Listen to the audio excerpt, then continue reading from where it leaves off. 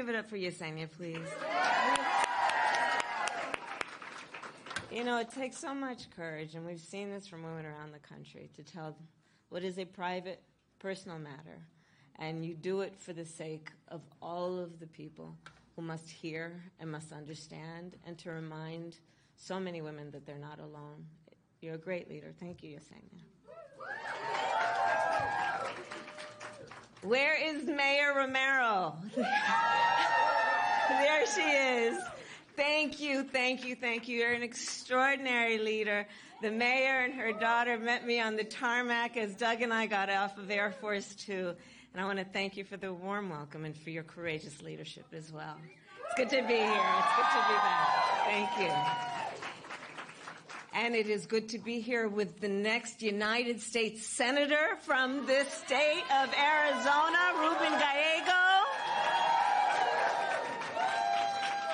And I have worked with Ruben, and I will tell you, he is a tireless fighter for the people and families of Arizona, and an essential partner to President Biden and me. Representative Grijalva wanted to be here today. I know that we are all praying for him. His wife is here, and I said to her, you know, the thing I love about Raul, he is such a fighter, and he's a street fighter. Like, he is a fighter. He is a fighter. And so we know he's going to be okay, and we are thinking of him as he begins his treatment for cancer. I want to thank as well my dear friend and the president of Reproductive Freedom for All, Minnie Timaraju. Where is she? Thank you, Minnie, for your leadership. And a special thank you to all the organizers in Arizona who are collecting signatures to put the right to reproductive freedom on the ballot and in the state constitution. And to the thousands of organizers from across our nation who are joining us virtually today. And I also want to thank the Secretary of State, Adrian Fontes, and all the other leaders of the Arizona State Legislature, including, of course, Senator Eva Bursch, who so bravely shared her story. Thank you for your incredible courage and determination. Arizona. This fight is about freedom. This fight is about freedom. And the freedom that is fundamental to the promise of America. The promise of America is a promise of freedom. In America, freedom is not to be given. It is not to be bestowed. It is ours by right. And that includes the freedom to make decisions about one's own body and not have the government telling people what to do. However, as we know, almost 2 years ago, the highest court in our land, the Court of Thurgood and RBG, took a constitutional right that had been recognized from the people of America, from the women of America. And now in states across our country, extremists have proposed and passed laws that criminalize doctors and punish women. Laws that threaten doctors and nurses with prison time, even for life, simply for providing reproductive care.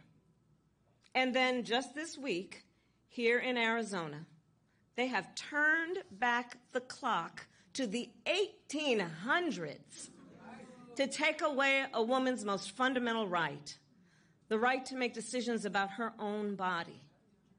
This decision by the Arizona State Supreme Court now means women here, the women here, live under one of the most extreme abortion bans in our nation. No exception for rape or incest, prison time for doctors and nurses, and abortion made illegal before most women even know they're pregnant. The overturning of Roe was, without any question, a seismic event. And this ban here in Arizona is one of the biggest aftershocks yet.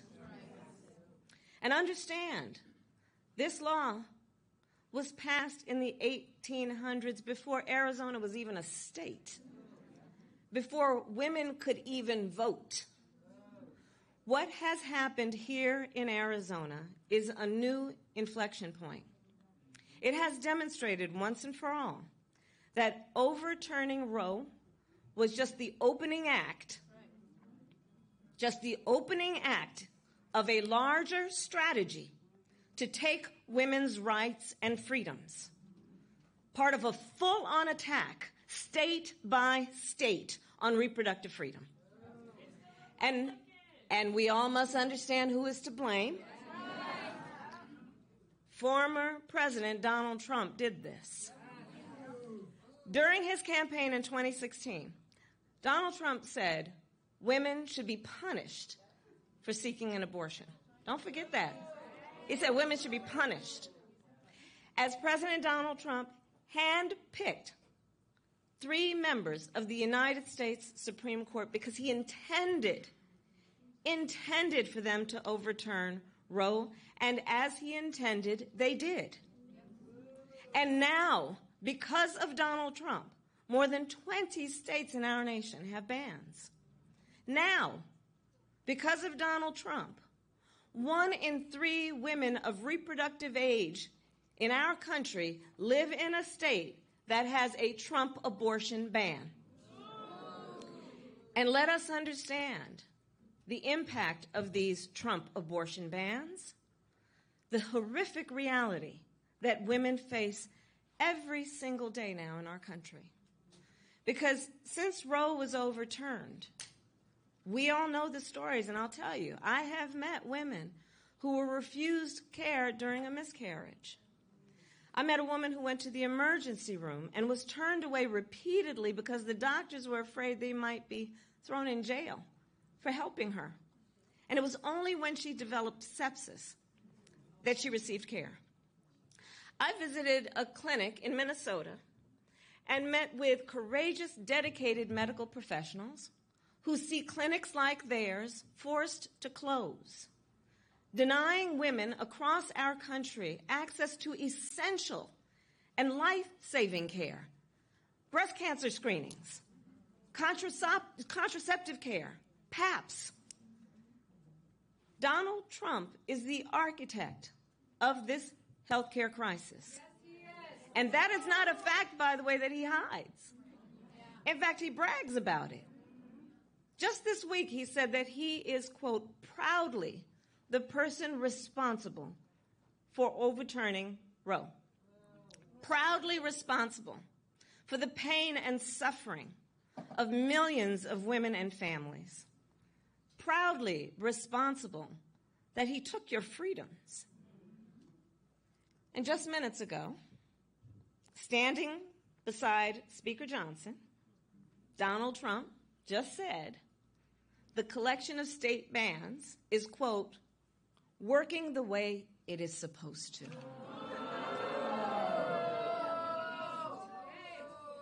And as much harm as he has already caused, a second Trump term would be even worse.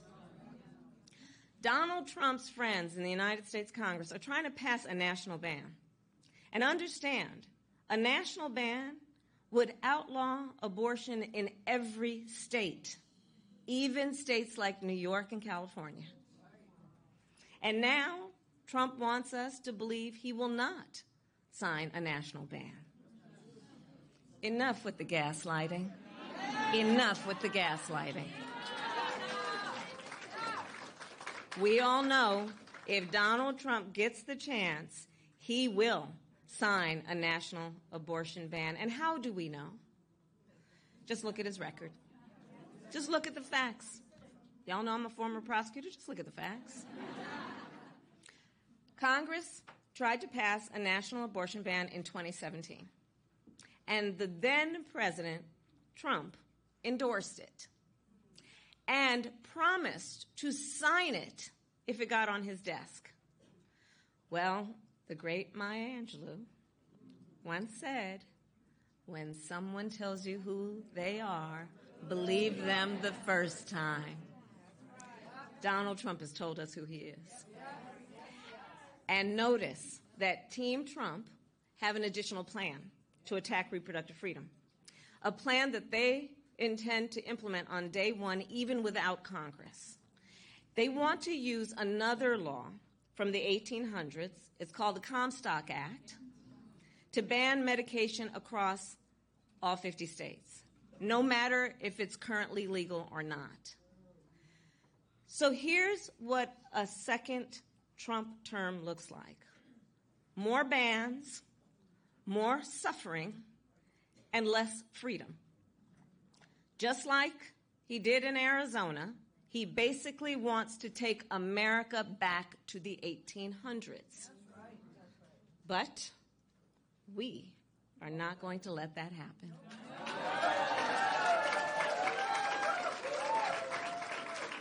Because here's the deal.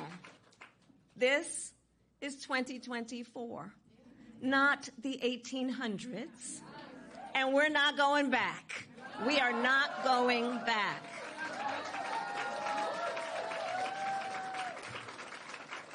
Joe Biden and I trust women to know what is in their own best interest. And women trust all of us to fight to protect their most fundamental freedoms. So Arizona, this November, up and down the ballot, reproductive freedom is at stake. And you have the power to protect it with your vote. It is your power. It is your power that will put this right in the Arizona state constitution and elect a state legislature who will defend freedom, not try to take it away. It is your power that will send leaders like Ruben Gallego to the United States Senate and help secure a majority of members in the United States Congress who simply agree. This is all we want. Simply agree that the government should not be making these personal decisions for other people. And it is your power that will send Joe Biden and me back to the White House.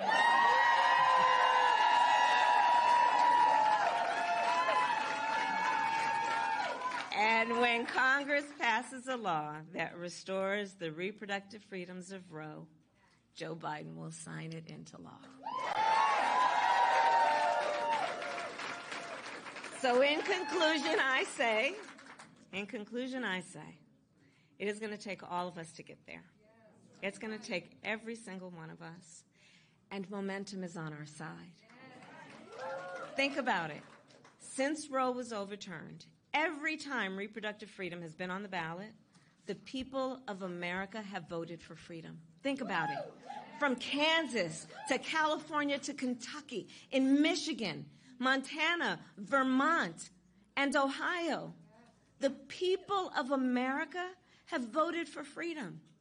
And not just by a little, but often by overwhelming margins, proving also that this is not just a partisan issue, proving that the voice of the people has been heard and will be heard.